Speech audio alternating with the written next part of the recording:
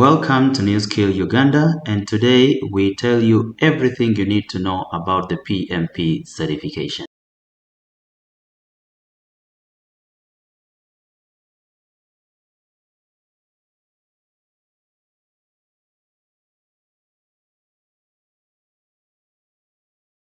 My name is Bosco Odon. I am PMP and also authorized PMP instructor by PMI. When I talk to an authorized PMP instructor, these are people who have been vetted, who have been trained by PMI to deliver trainings for the PMP exam. And I happen to be one of the select few within Uganda. So training under NewSkill Uganda, we are a group of experts that specializes in delivering trainings and consultancy around project management and contracts management. That is why towards the end of this class, I will also interest you in some of our trainings that we do have, more specialized trainings in project controls, in schedule management with Primavera, in contracts. So all those trainings, we deliver them. Professionally, I am a quantity surveyor, so meaning I sit within the construction industry. And I'll be sharing quite a lot of my experience and examples that relates to construction, which I believe many of us will resonate with. As far as my education background goes, I did a Bachelor of Science in Building Economics, that is from Chambog University. Then I also went on to attain a postgraduate diploma in project planning and management from UMI. And currently, I'm also on the verge of completing my master's in business administration or MBA. I hold quite a number of certifications with PMI or Project Management Institute, but one of the most important that I like to share with you is the PMP. Looking at the PMP as one of the certifications that has gained global recognition and respect. The PMP now stands as the global standard certification in project management worldwide. And the number of PMP holders continues to grow every year. Not simply because people want to gain the PMP, but they believe in the value that is in the PMP. My journey personally in attaining my PMP was not quite easy. So that is what motivated me to push the borders to become an instructor. That way I can be able to guide my friends, guide my acquaintances, and even people who are out there so that they don't have to go through the same pain and hassle in attaining that PMP. That is why I became an unauthorized PMP instructor with NewSkill. So as NewSkill, we are an organization, we partner with other ATPs like Fast Food Academy in South Africa to make sure that our trainings are tailored, are up to date, and to the standard that is required to help you pass your examination. For some of you who are quite common on LinkedIn, I'm sure when you look out for me on LinkedIn, you'll be able to get my profile. You'll be able to read quite a lot about my profile. Some projects I've been part of. The last project I've been part of was the Eco project, the construction of the oil pipeline, where I was placed as a planning specialist on the project. But besides that, I support my students in passing the PMP. And if you're here today, it's either because you got a referral from a friend or you trusted in the source of the information you got, and that we shall help you, we shall guide you, make sure that you achieve that target this year, 2026. My WhatsApp number is provided there, and also my personal email address is also provided there. In case of anything, you can reach out to me. You need any support, you have any questions, I'm always available. All right, I'm always available throughout the day. So with that said, I also want to we are going to be covering about the PMP's process, what you need to know as far as getting the PMP certification. We shall also talk about the requirements of the PMP.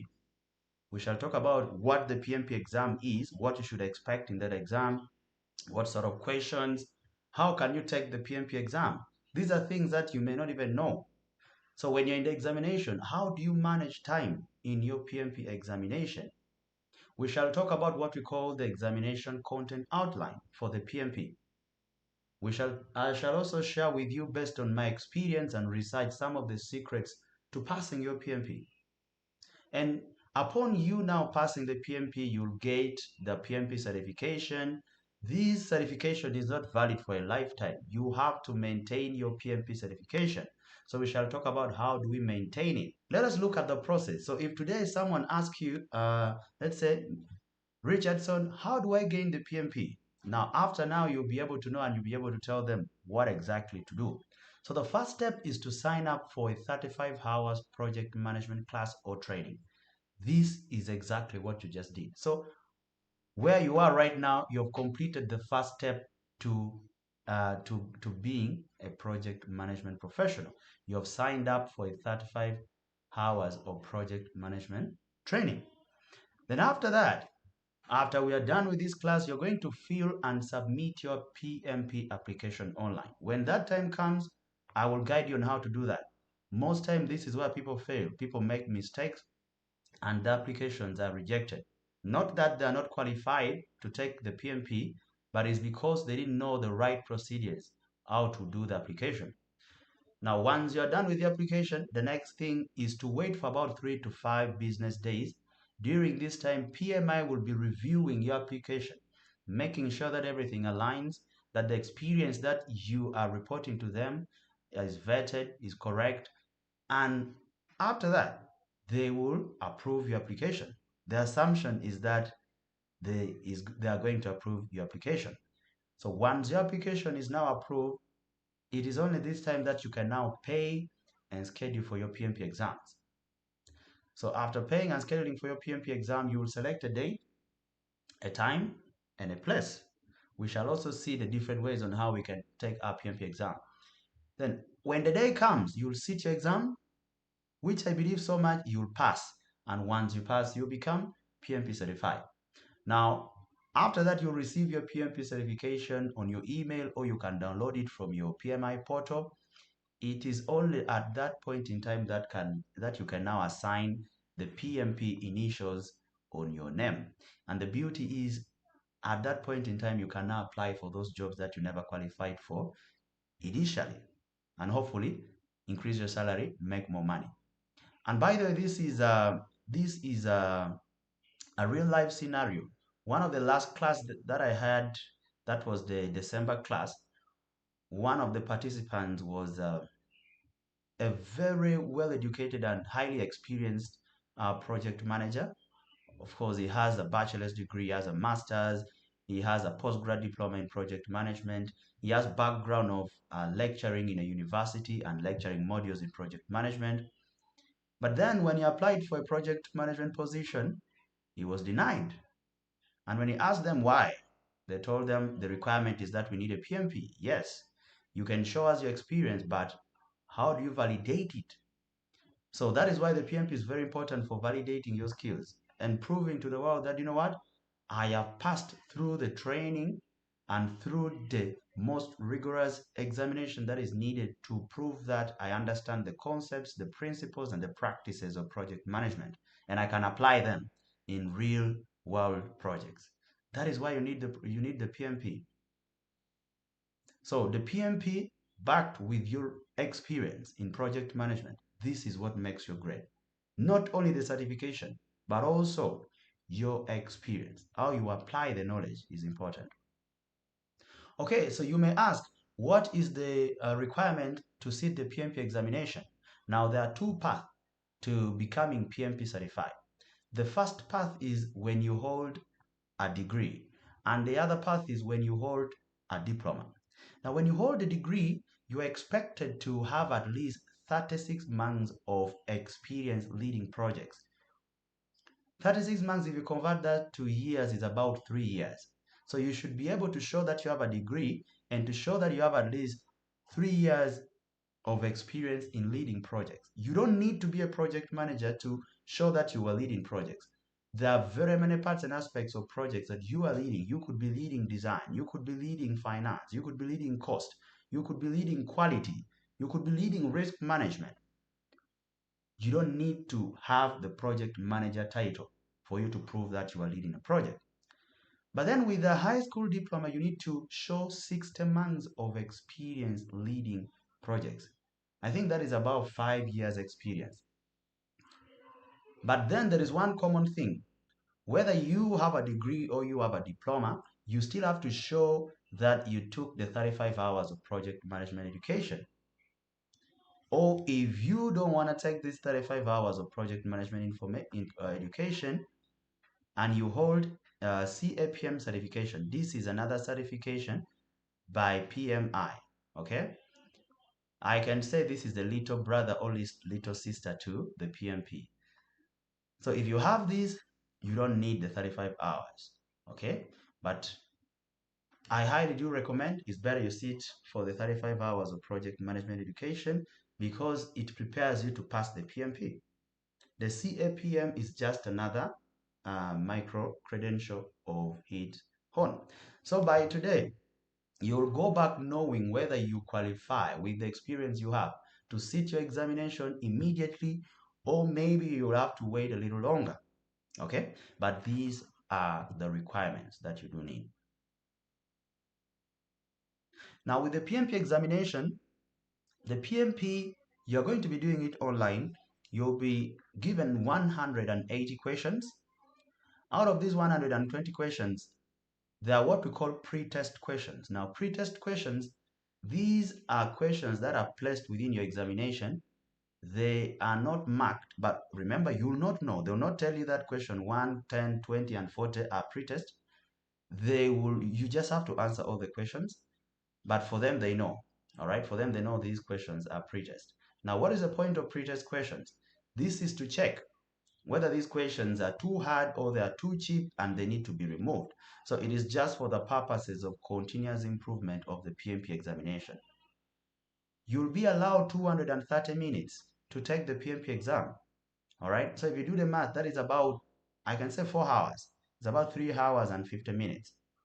So you'll be sitting for 4 hours to complete these examinations. But of course, you cannot sit for 4 hours straight. That is why the examination is broken into three. You'll complete the first batch of 60 questions, then you'll be given a break of 10 minutes. Then after that, you'll come for the next batch of 60 questions.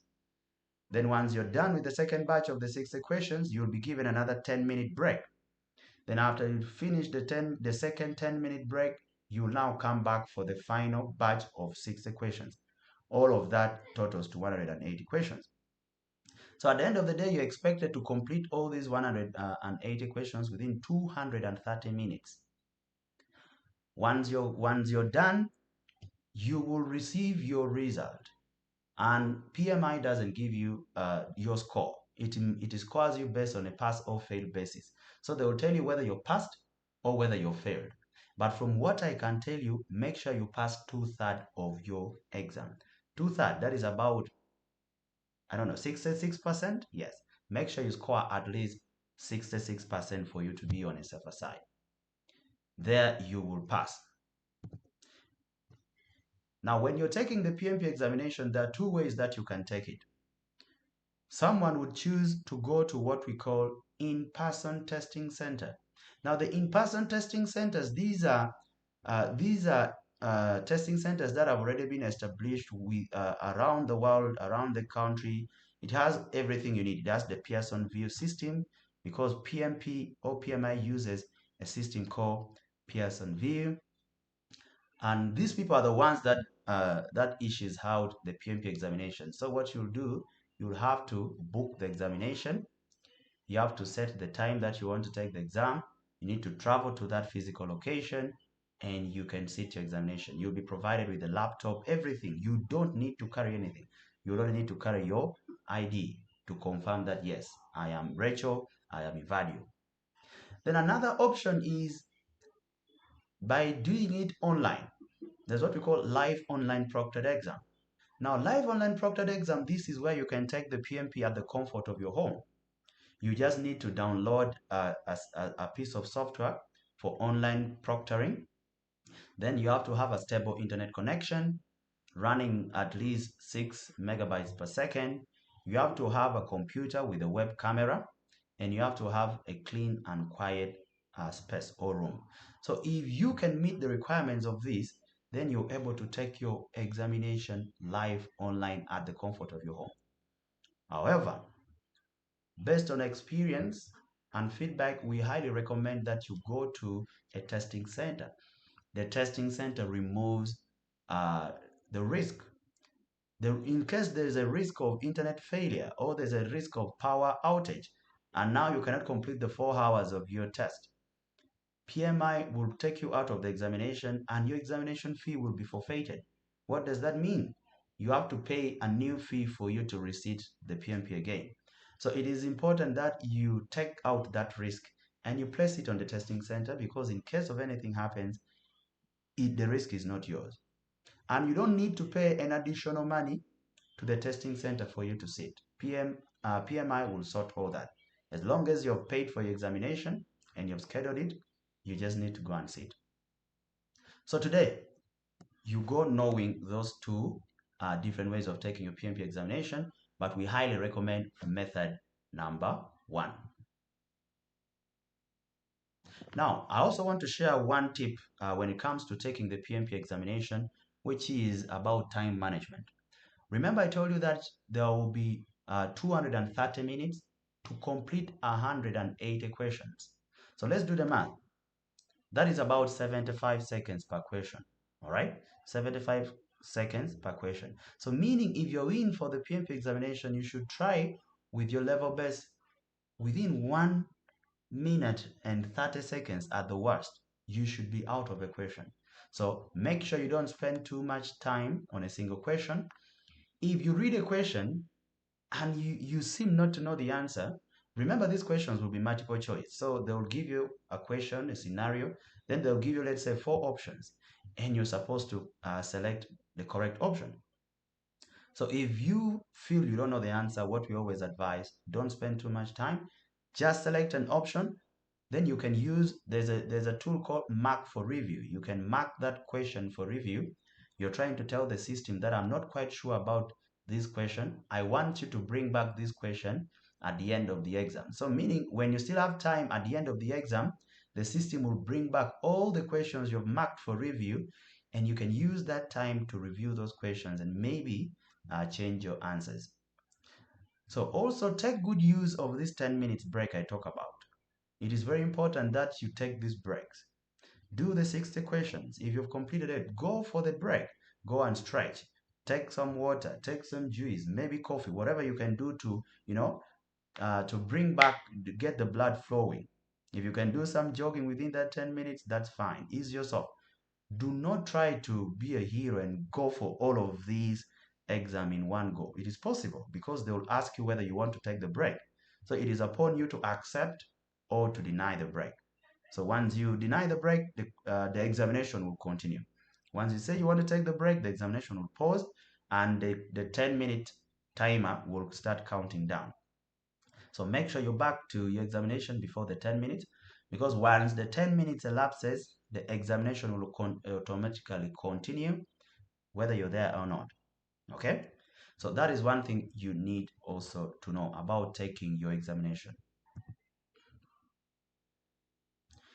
And then one may ask, what is the composition of the PMP examination?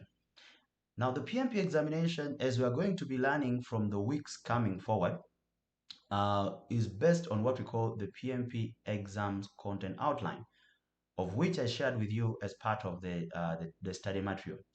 So the content outline gives you an indicative arrays of tasks or areas of project management that you'll be tested on. And it is grouped into what we call domains. Now, a domain is a major part of your project management within which you'll receive questions. For example, when you talk about the people domain, this will have to do with questions relating to people management, leadership, conflict management, all those sort of things. And based on the last examination content outline that was published in January 2021, let me first see if I can get my pen. In January 2021, the process domain takes about 42%. So meaning 42% of your examination will be about people, the people domain, how you deal with people on projects. Then the process domain takes about 50%. Process is about the ways of working, the different ways of working, as we are going to be seeing. process to do with risk management, cost management, schedule management, stakeholder management, communications management. All those, there are very many processes within which we apply this process to manage our project. Then the last is what we call the business environment. Now, PMI believes that as project managers, it is not competent for us to only be skilled technically, but also we need to understand our business environment. You need to be able to understand how to manage how to manage the business as a whole. How does the business affect your project? This is what we are talking about. And this takes about 8%. Now, remember I told you that this examination content outline was the one published in January 2021. Today we are in 2026. And something that you should know, the examination content outline is now changing. What, if you can see previously, the people domain used to take about 42%. Now the people domain has been reduced, it's going to take about 33%. The process domain, which used to take about 50%, is now going to take 41%. And the business environment, which used to be on the 8%, has now been increased to up to about 26%. Now, this indicates the importance and the placing on the business environment domain. So all these totals to 100%. But don't worry, this new examination content outline, or the revised one, will take effect on July 2026. So as long as you take your examination before that time, you are still expecting your examination to go by this content outline. And something you should also need to know, your examination will also, questions will come from different practices from what we call predictive project management and agile. We shall learn about these things when we come to the details of project management. So 40% will be predictive, 60% will be adaptive projects. So next week when we come to start learning about the details of project management, I want you to remember these secrets. It is important to understand concepts instead of memorizing them. The PMP, if you saw the content that I shared with you, there are quite a lot of books. You cannot try and memorize everything. Try and understand these concepts. Another thing is, do not try to apply your personal work experience in the PMP examination. Unlearn your personal work experience. Try to do things the PMI way. And that is what we are going to be learning in these next 5 years, or rather next 5 weeks of our class. All right. So make sure you apply the PMI mindset. So if you're making a decision for any part of your project, think like the standard PMI project manager. Don't think like your organization's project manager. All right. So that is what we are trying to say. So if you learn these and you apply these, the truth is you'll be able to pass your PMP examination and you'll be able to standardize your practice of project management. So the assumption is that now we have sat our PMP examination, we have passed, and we have the certification. Now the certification is not valid for a lifetime.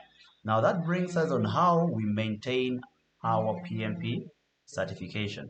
So now you as a PMP holder, you'll be required to earn what we call professional development units, or what we call PDUs. So every 3 years, you're expected to earn 60 PDUs. So if you do the math, that is about 20 PDUs per year. So if you do not attain these 60 PDUs within 3 years, what will happen is your PMP certification will be revoked or will be forfeited. You lose it. And what do you have to do again? You have to resubmit your application. You have to retake the PMP examination. All these procedures, which is so time consuming and so painful. So when the time comes, we shall learn about how we can gain these PDUs. Now this class itself will give you 35 PDUs. So meaning in the future, when you gain your PMP certification, you can register this training and you can get up to 35 professional development units.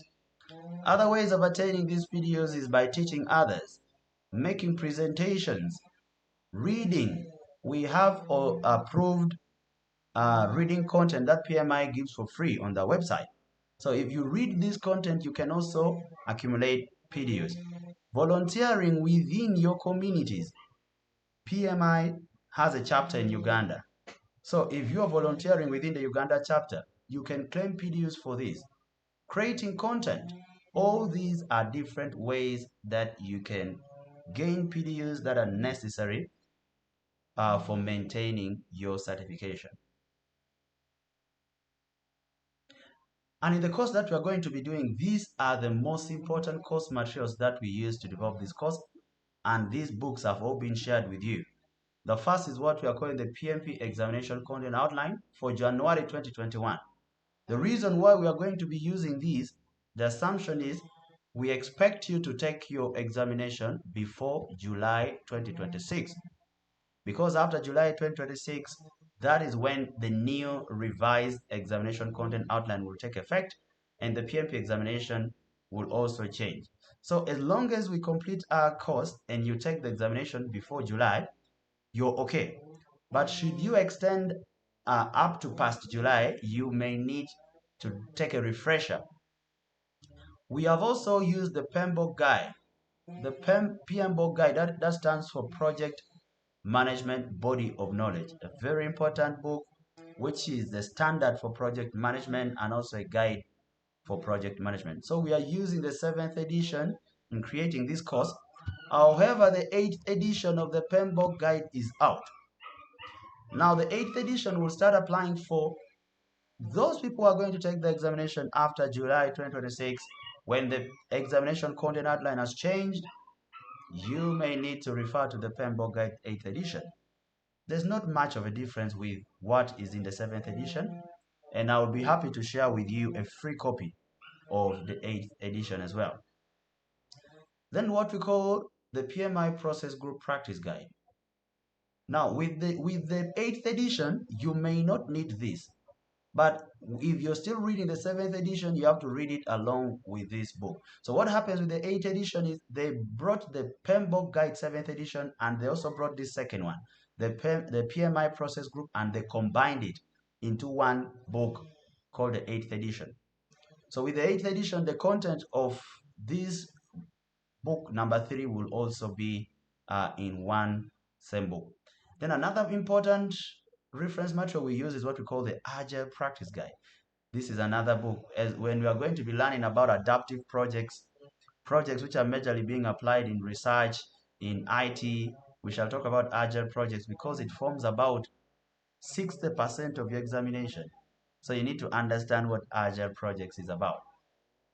Then for every profession, we have the Code of Ethics and Professional Conduct. So we shall also review this book. All right. So as long as you sit in this class, you ask questions, you do all the tasks and assignments, I can assure you may not need to read all of these books because this course summarizes all of these books in detail. So you can only refer to these books for reference purpose only. We shall start with the common project management terms. We shall learn about some of the standard terminologies in project management before we go into reviewing the first book, which is the PMBOK Guide 7th edition stroke 8th edition. I'll try with my level best also to introduce the 8th edition because I understand some people may choose to extend the date of the examination up to after July, and by that time the PMBOK Guide 8th edition would have taken effect and the new examination content outline would have also taken effect. So it is important that I introduce both. So within the PMBOK Guide, we shall learn about principles of project management and something called the performance domain. Then after that, we shall move to the second book, the Process Group Practice Guide. This is where we shall learn about the processes. All right. Remember, I told you that the processes contributes 50% of the examination. So it is important that we also learn about this. Then after that, we shall go to the third book, which is called the Agile Practice Guide. This book, the Agile Practice Guide. This is where we shall learn about agile methods and hybrid methods. Then we shall also do a quick review of the PMP examination content outline, what you should expect in your examination. All right, we shall do that. Then I will also train you about what we call the PMI mindset. How do you manage projects like a PMI project manager? We want you to standardize your practice of managing projects. We want you to speak the same language as a project manager in US, as a project manager in South Africa. We want you to standardize this practice.